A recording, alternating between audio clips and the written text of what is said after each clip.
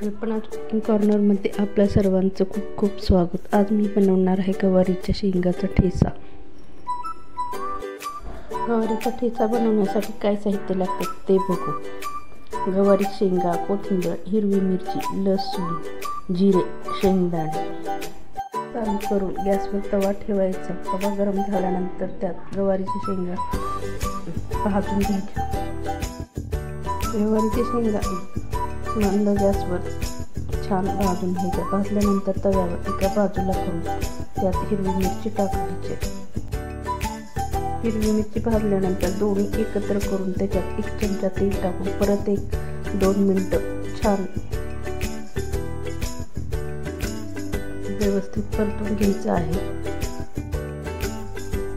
दोन्ही भाग व्यवस्थित परतल्यानंतर एका प्लेटमध्ये काढून घ्यायचं आहे। लगेच आता आपण शेंगदाणे भाजून घ्यायचे आहेत। शेंगदाणे छान भाजल्यानंतर त्याच्यामध्ये लसूण टाकून 2 मिनिटं व्यवस्थित भाजल्यानंतर त्या प्लेटमध्ये काढून घ्यायचे आहेत।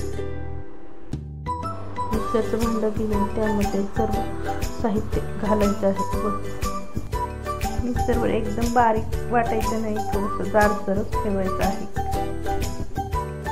गवारीचा ठेचा खायला खूप छान लागतो।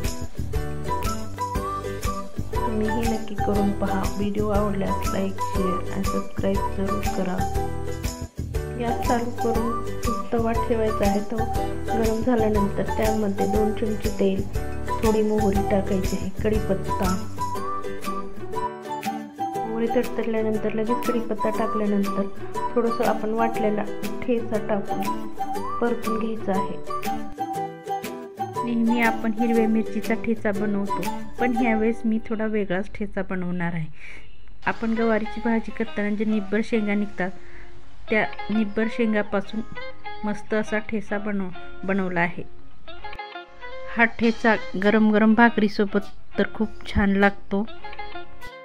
ही रेसिपी तुम्हाला कशी वाटली नक्की कमेंटमध्ये सांगा। तुम्ही हा ठेचा नक्की करून बघा। व्हिडिओ आवडल्यास लाईक, शेअर आणि सबस्क्राईब करायला विसरू नका।